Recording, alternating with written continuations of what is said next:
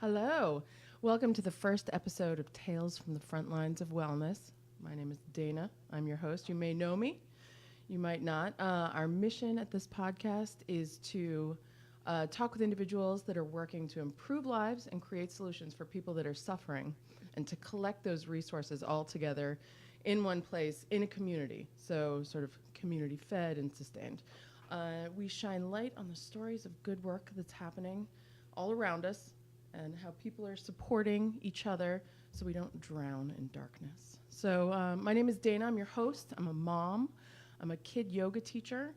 I'm a semi-tame feral creature. I used to be a bartender and a bike messenger, but I went from that sort of savage background to teaching kids yoga. And I love people and I love talking, so this is a natural fit for me to move into the podcast world. I'm not going to say a lot about myself right now because I figure you'll find out as we go along. So we're going to meet our guest, Lisa, here. She's the owner and director of Ina Wellness? Ina Wellness, which is a mindfulness-based training organization. She runs Radiant Child Yoga, which is how I heard about her, and then also Create Calm, which is a nonprofit that's dedicated to developing communities through emotional and physical health education for children and families. Yes. So I'm super excited to be here.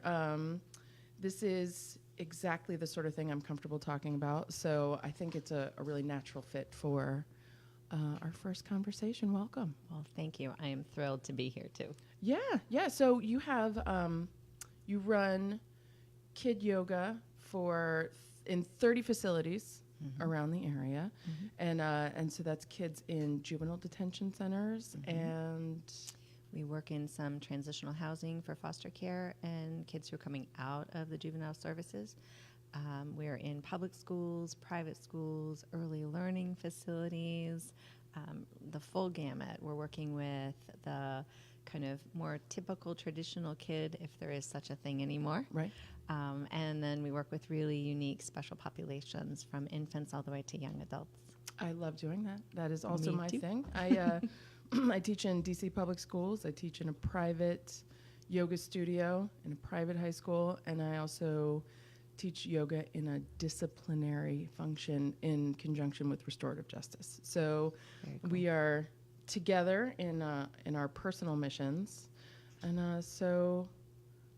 and then you run training, so you teach yoga teachers how to do the same thing. Yeah, so my vision is that in order for the children who are naturally inclined to do the yoga and take those tools with them, my vision is to empower the adults who are the scaffolding that hold them.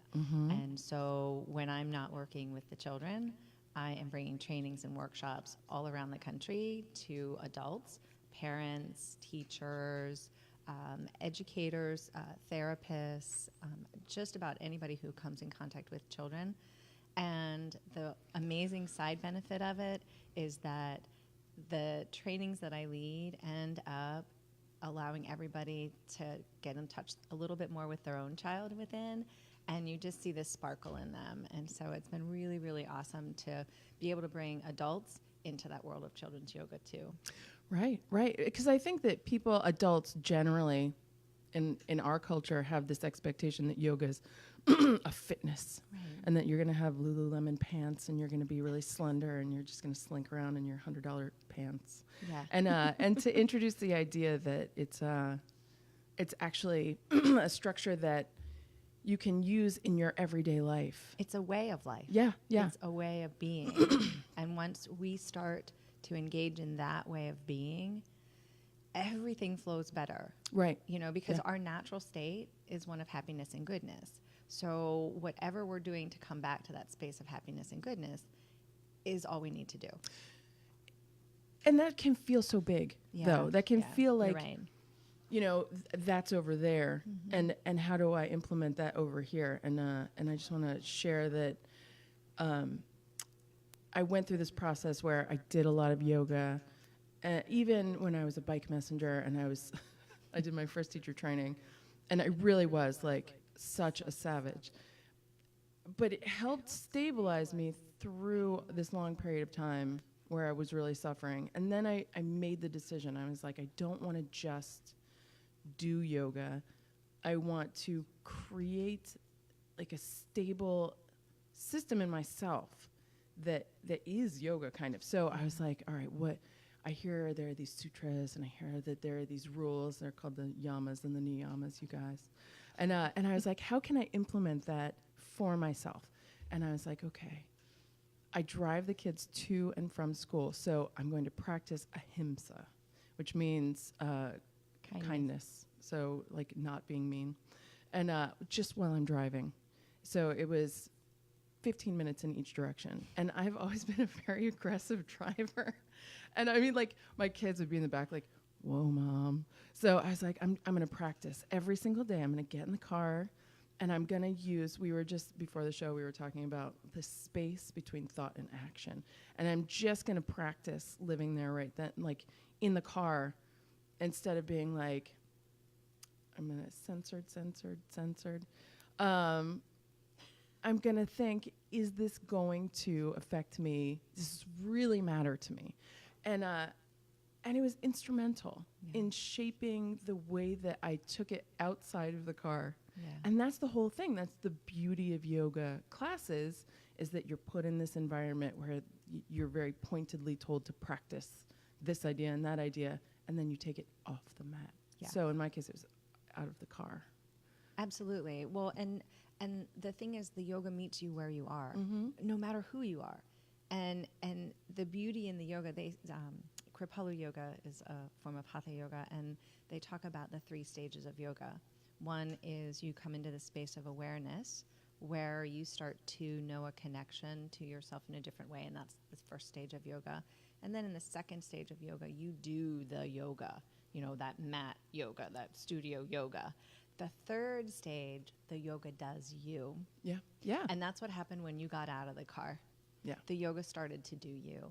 And it's as simple as 3 breaths, right? So we don't have to have these big, elaborate activities of yoga for it to be completely shifting.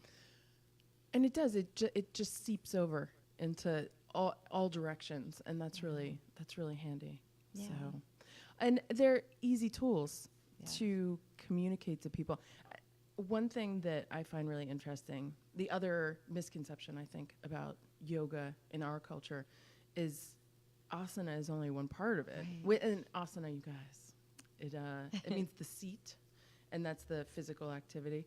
But the true the down dog. The down dog. I love that's my favorite pose.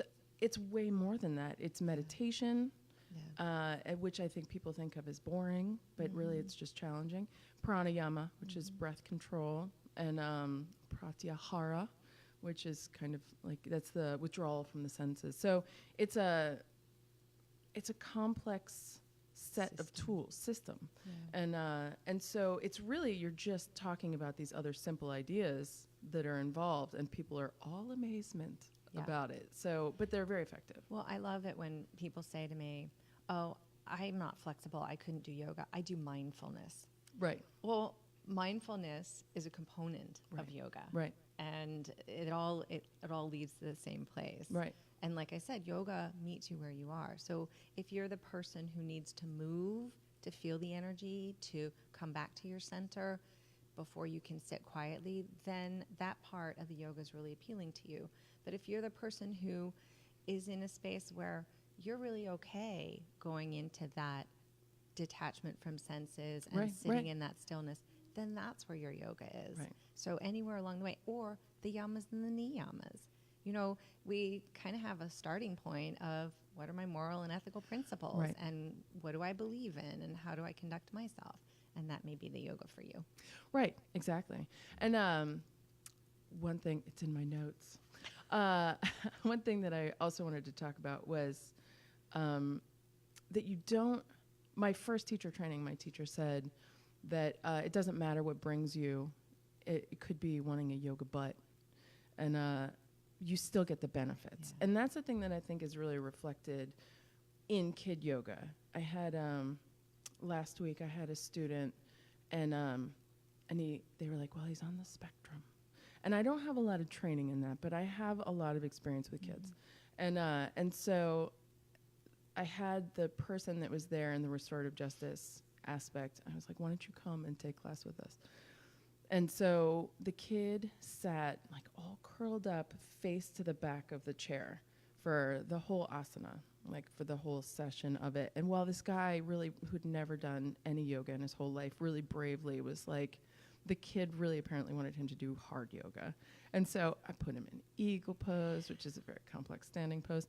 And so I was really putting him through the paces. And then I was like, all right, we're going to do like a guided relaxation. And so all the way through to the kid, I was like, do you want to participate? Is now a good time? Is now a good time? And so I was like, that's totally fine. So he's sitting in his chair, and he was playing with a toy really intently. So I turned off the lights, and he was facing the back of the chair, like in a little ball. And so I walked through a 15-minute guided meditation, and by the end of it, he was sitting forward on the chair with his hands on his knees, with his eyes closed, just still as could be. And so my point is, the benefits will find us. Absolutely. Even if you're not actively participating. And that's a really beautiful thing. Well, and with children, they are much smarter than adults, than me, for sure. They know what it is they need. Right. And that's why one of the most important things about working with children is giving them the space to know. Right. Giving them the space to trust themselves and to do whatever it is, whether it's yoga or math or whatever, in whatever way feels right to them, because they really do know. Right. And that's, you see it time and time again. And I have students the same way who, when they get to the part of the yoga that resonates with them, that's when they kind of come in or go out. And the other thing is, I've had students who sit there and you're not sure you're meeting any kind of connection with them at all.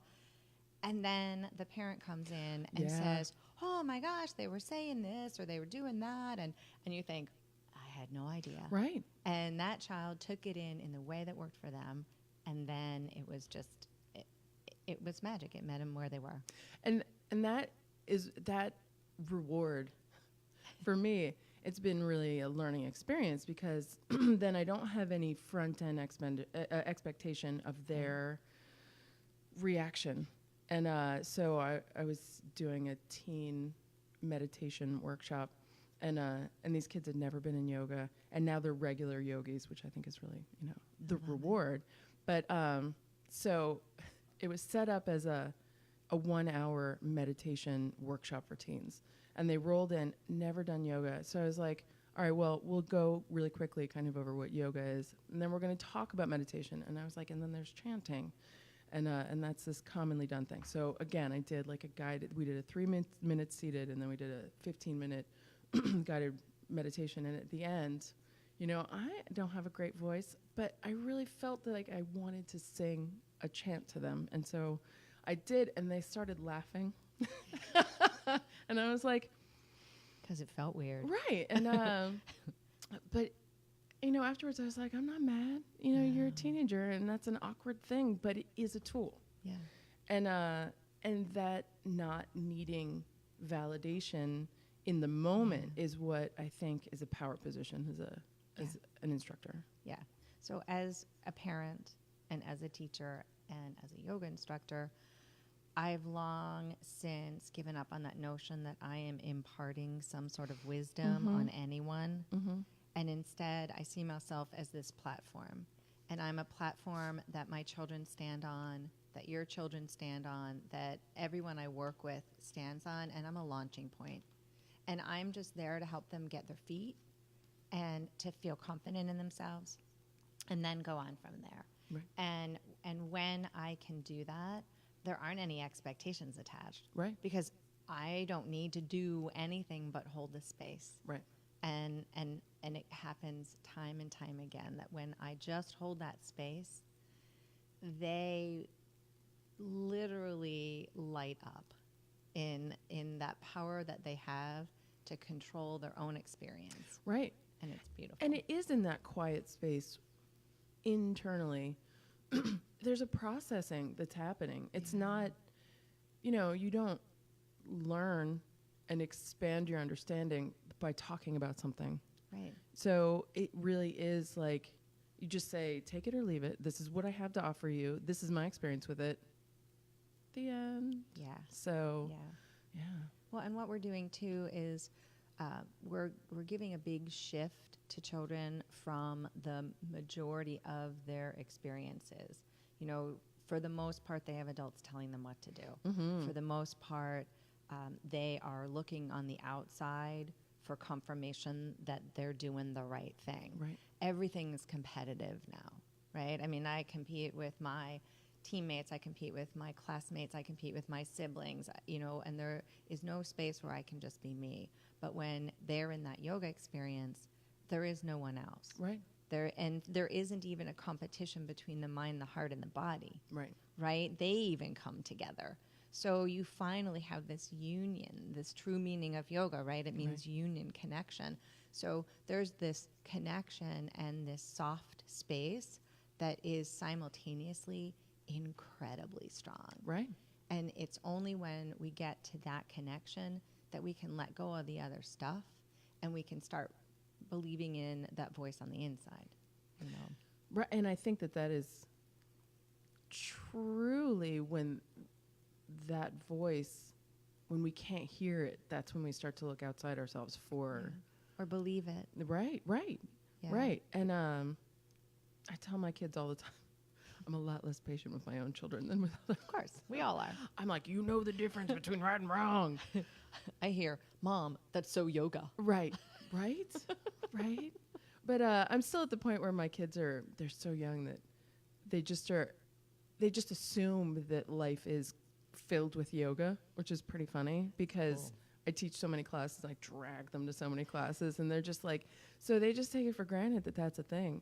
But that's a fear of mine that later in life, they're not going to live in the way that I have chosen to. And that's a really interesting concept for me to exactly like we're saying, like the practice in me is like, these are the tools I can give you. Are you going to choose to take them? And if you don't, I have to, it's like laughing at yoga. It's like laughing at me chanting. I have to be okay with you choosing to not do that. Well, I would say that every one of us is doing our own yoga. Right. So it's not that they're pushing away the tools or that they're deciding to not have a yogic life, but actually they're just doing their yoga their way. Right. Like it's meeting them where they are, not where I am. Exactly. Yeah. And so each of us, whether you like it or not, people, you're yogis. Right. Right. You're yogis. And you're doing your practice to get back to your center. Always. I mean, that's why we're here. And even the yuck, the stuff that's out there that, we might want to call it a trauma, or we might want to call it a darkness, or we might want to call it whatever it is. Those are just opportunities for us to come back inside and to feel that we have control and that we can get back to that natural state of balance. Yeah. And that is easy to say. I know. But that's why we do the yoga. Right. And that's why we have the mat.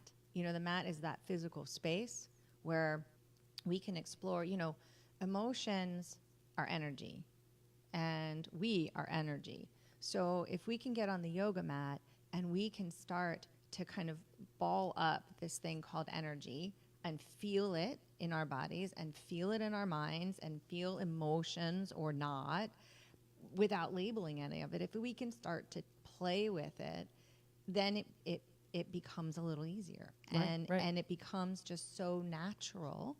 I led a workshop yesterday on building resilient families with, we did a family yoga session, and then a friend of mine who is a counselor, she and I talked about self-regulation. And we took the yoga that we did with them and then talked about how it works, right? And so this isn't, we're not just kumbayaing here. Right. We're talking about self-control, self-regulation, focus, the things they need to succeed in life. Yeah.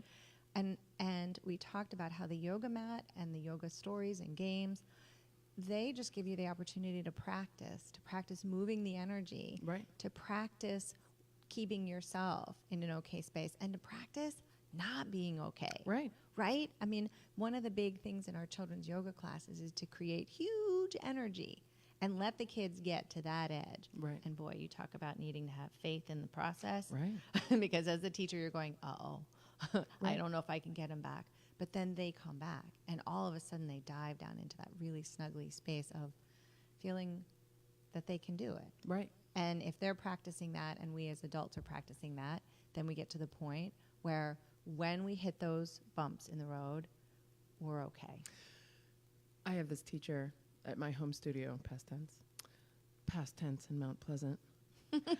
Claire, she's really neat. And lately, she's been teaching these classes where she's really deliberately creating a Ajita. feeling of discomfort. Ajita, Yeah, and and the first time I took a class with her, afterwards I was like, if what you were going for was making me uncomfortable, it worked, but not in a way where I labeled then I'm uncomfortable because of my hamstrings. It was an opportunity to be uncomfortable and to sit with it, and then it's a paper tiger, like the more you experience that feeling, the less power it has. Right. And that is just another idea that is so important from yoga classes is when you're physically uncomfortable, not backing away from that. Here I am, I'm physically uncomfortable. It is not killing me, and I really do not like this teacher right now.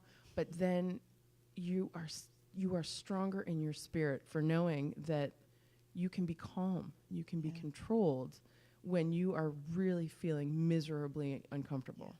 Now, and for some of us, we may not be ready for that. Right. Because for some of us, it feels much better to say that teacher is really mean Right. and my body can't handle this, and to feel kind of more that the world is acting on them, and that's okay. Right. But the yoga helps us, those who are ready to kind of make that step to taking the control back. The yoga helps us say, oh, I do still have a choice. Right. And I have a choice now, and I have a choice now, and I have a choice still. And it's totally fine then to be like, Yeah. I feel finished. Right. Exactly. I Yeah. have a choice. Right. I have a choice. And that's really what the yoga boils down to. Yeah. Is I have the means to bring everybody together in the conference room, the mind, the heart, the body, all the experiences right there.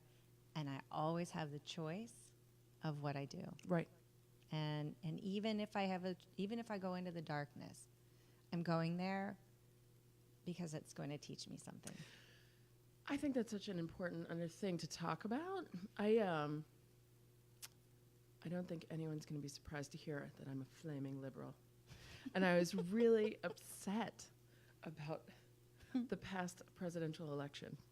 And I have been doing yoga for 25 years, longer, 30 years. And I was devastated that the world wasn't what I thought it was. And I was like, well, what am I going to do? I'm going to drink my way through it. And I did. I just drank Chardonnay. And, but yogically, I didn't do it by accident. I gained 35 pounds. Right. And I was Right. not mad about it. I was like, this is my coping mechanism. This is what I understand. And I feel like I have control over this. And I mean, you guys, let's not get into addiction today. But this is the way that I have dealt with trauma in the past. And I'm going to maintain this process. I'm getting agitated. I'm going to maintain this process and until I feel finished. Yeah. Until I feel that I can support myself. Right. And that's exactly the way that it worked. I did kind of descend into darkness and experience that. But I was able, really, by practicing yoga, to not just dissolve into darkness. Right, because you still knew. You Yeah. knew that center point. Right. And that's what it's about. And it is a coping mechanism, right? It's reprogramming the coping mechanisms. Right. And one of the reasons I love working with children is they got a lot less layers. Right. So you see it instantly. You see them go, oh, I got it. Right. And then they have it with them. And, you teach a child 3 balloon breaths, and that child is going to be telling their parent, Yeah. I think you need some balloon breaths. They do that all the time. Right. Exactly. And it doesn't take months of yoga class. I mean, we're talking about 3 seconds. And, so I think it is really fun to see that in children, but it is also possible in adults. And we can peel those layers back, and we can reconnect with that child, that pure essence, if there's no other way to describe it, within us. And that doesn't mean we don't have the darkness. It doesn't mean we don't have the stuff, because the struggles, they give us the contrast so that we can try things out and come back to where we're supposed to be. Right. And it's that act of mindfulness that really does allow us to say, this doesn't serve me, that doesn't serve me. Right, exactly. And just to recognize. Yeah, and I don't need to go back to that again. Right, yeah. That lesson is learned, right? I mean, how many times have we gotten into this pattern of going back to the same kind of stuff, right? And I go back to the same kind of relationships. I go back to the same kind of work. I go back to the same politics. Whatever it is, I get in this pattern. And the yoga lets me say, oh, wait a minute, lesson learned, Right. to abandon that source of suffering. Exactly. Yeah. So, all right, let's talk about what do you think the future of kid yoga is? Because I think it's relatively new. Yeah. I know that we've talked about in our area, I think there is a big push for mindfulness in schools, but it's a little willy-nilly. Yeah. There's a lot of different programs and nonprofits, and everyone's working really mightily to do their 4 schools or 30 schools. Yeah. I teach in a school, but I'm like an island. Yeah. So this is where I say, friends, come to us. Let's organize. Because what would you like to see it become? First of all, there's this just warp speed transition that's happening. Mm-hmm. And, okay, this is going to sound a little woo-woo. Some people think it's tied to the Aquarian age. So way back when I was little, I was, listening to, this is the dawning of the age of Aquarius, right? I have no idea what that means. Okay. I've heard that phrase many times. Right. So we are now in the Aquarian age, and there's this belief that in the Aquarian age, the young children in particular, have the capacity. They already know. They already know who they are. They know what they want. They're good to go. And you hear adults. I have a lot of friends who are going, "Oh my gosh, look what we've done. We've left our children in this mess." And the kids will tell you, "We're good. Right. We're good." So what I see as the future of this practice for our children is that we no longer need restorative justice. We no longer need conflict resolution. Mm-hmm. We no longer need to talk about division, differences, that those things will dissolve as our children are empowered to speak their truth and to be their truth. And so in my hopes, and it seems to be happening, in my hopes, the yoga, you might not even hear people talking about yoga anymore because it'll just be so part of who we are, that it will be not an add-on in school or after a kid suffers, or if a kid is special, it will just be part of the culture. I work at a school. I've been there 4 years, and they have preschool through 2nd grade. It's an early childhood program. And when I first went there, they wanted mindfulness. Right. Everybody wants mindfulness. Yeah. They wanted to teach the kids how to sit quiet. Right? That's why everybody wants mindfulness. They're Let's be awesome true at here. that. Right. Let's be honest. Schools are turning into mindfulness because they're hoping it's going to make you sit in your chair longer Right. and just not care. And so at the school, they started with a mindfulness program, and then I came in with yoga, and they saw it as two different things. Right. Well, when this attempt to force kids to sit still and, you know, meditate, but it really wasn't, didn't work, we started to do the yoga more. And when the yoga became so familiar to the kids, it started to change the teachers. The teachers started to participate more. And now, 3 years into it, there has been an enormous cultural shift in that school. There is a level of kindness and respect, a level of self-confidence and community that wasn't there. And I'm not saying it was me, Right. but it was the power of the yoga in that community, and they all embraced it. I think that's the same concept of like all the people that are doing the hard work to get restorative justice in as a culture. Exactly, because it's not supposed to be an add-on. Right. And It's supposed to just be how we are. it's not successful as Right. an add-on. Right. And I've gone to some trainings and they're fascinating and they're Yeah. wonderful. Yeah. But that's the biggest complaint, like feedback that I've heard, is if you don't create from the top down Right. a situation where there's that trust. Right. Google restorative justice. No, it's it's awesome instead of traditional punishment, but it really doesn't work if it's only a partial.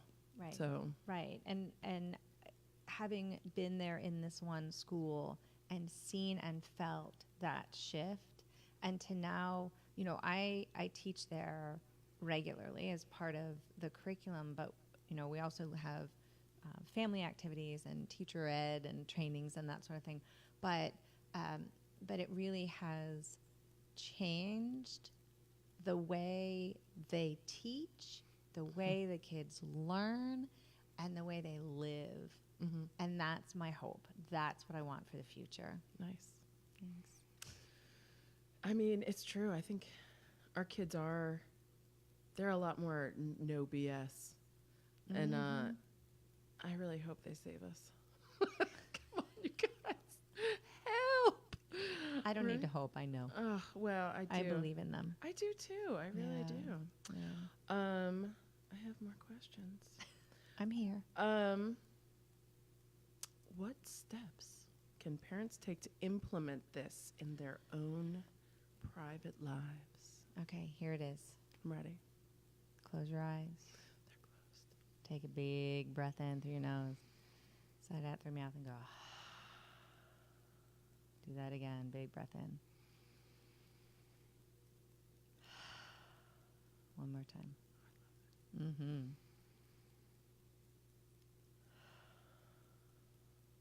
Yeah. Open your eyes and just see. Yeah. See the beautiful little babes in front of you. See the colors all around you.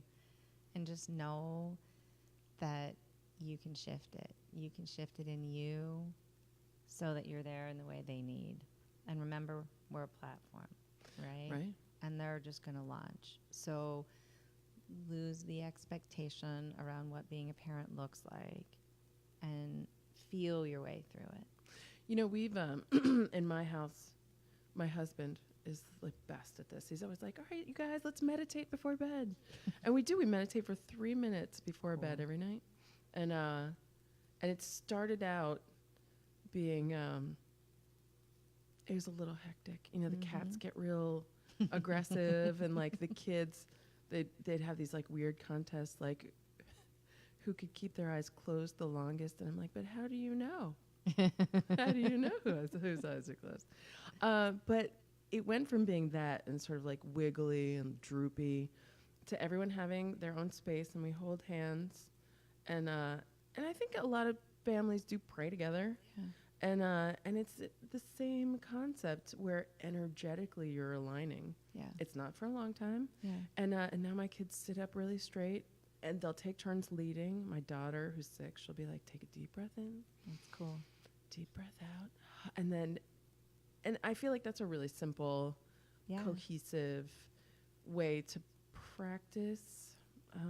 I'll tell you though, you know, one of the things I see parents wanting to do though is also just get everybody quiet And some kids, I know me, my kids, going into that quiet space is really not comfortable, right? Because I got a lot of partners up there. So what do you do? You big energy.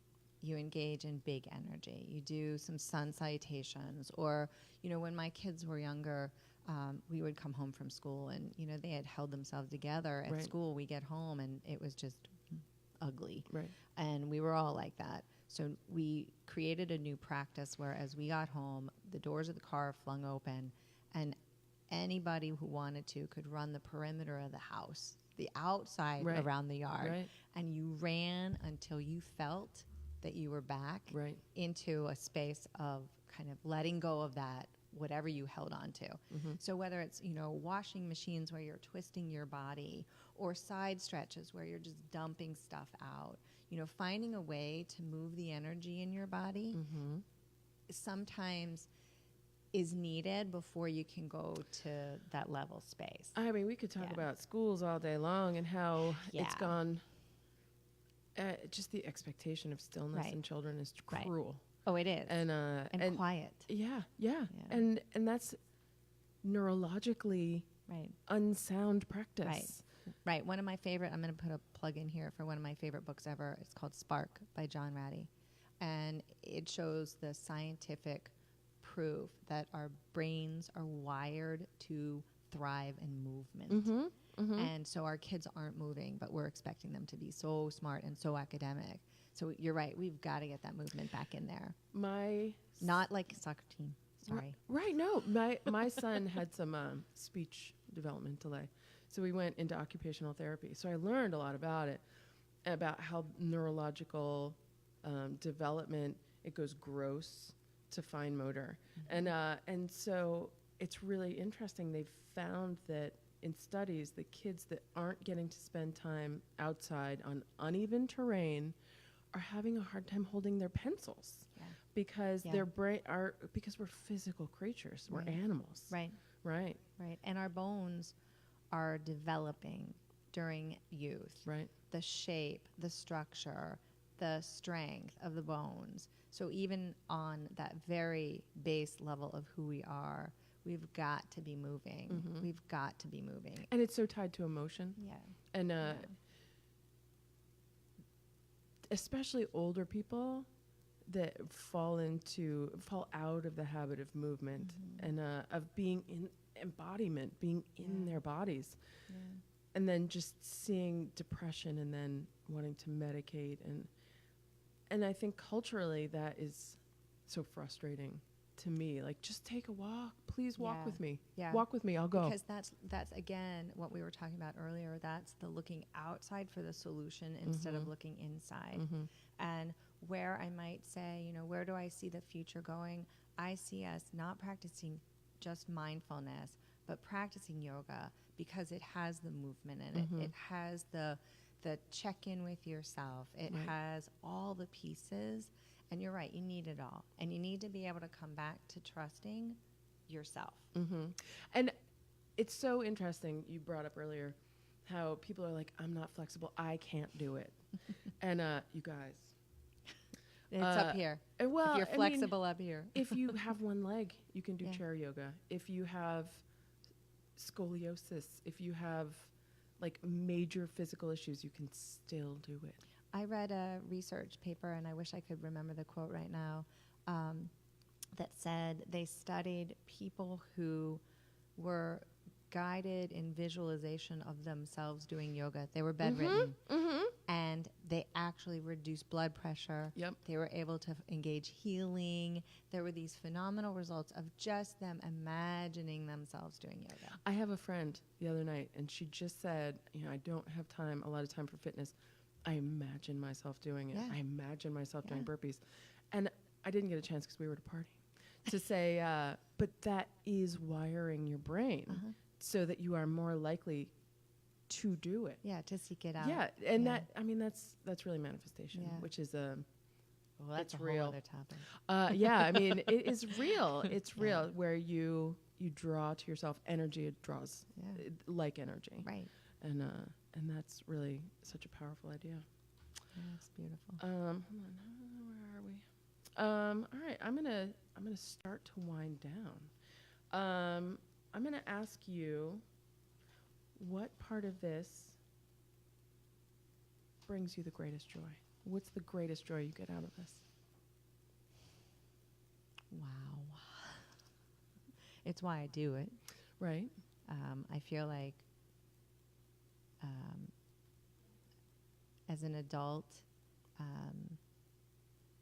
we need to laugh and we need to have fun, and we need to see the sparkle in other people's eyes, and we need to be healers, and we're not meant to be lone beings. And so I think what brings me the greatest joy is when I can see someone find the connection, the I inside, and the connection with what's all around them. Yes. And the I in all. And that there's a sameness and there's a uniqueness at the same time.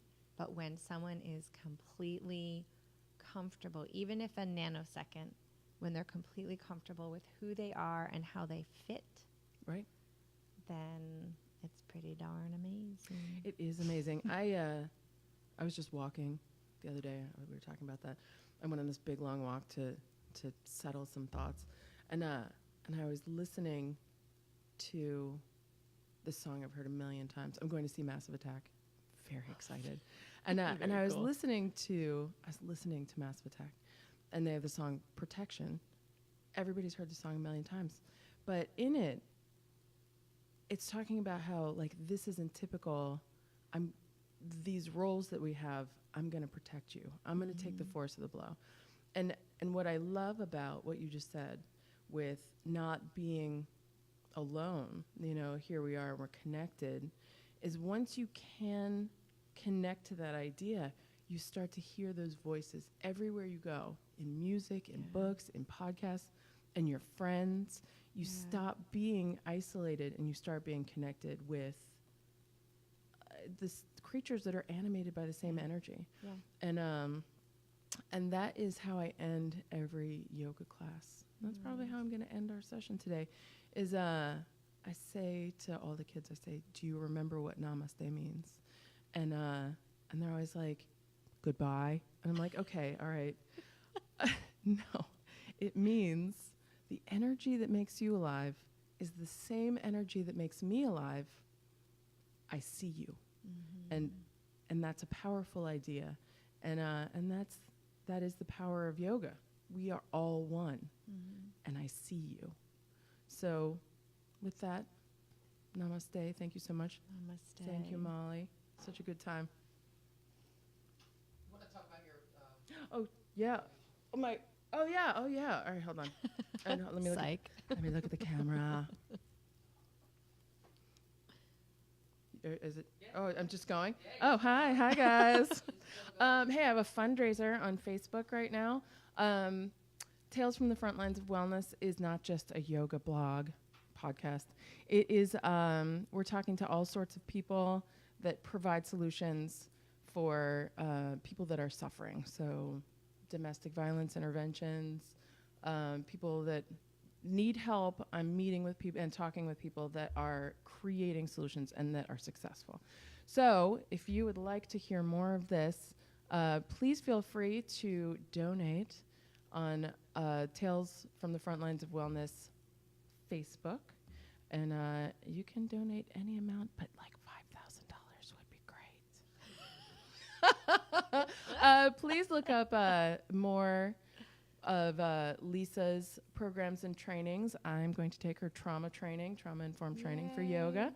And it's amazing. Thank you so much to Heartcast Media for being gracious hosts, and Molly Ruland, who is my favorite person to meet with. Thank you.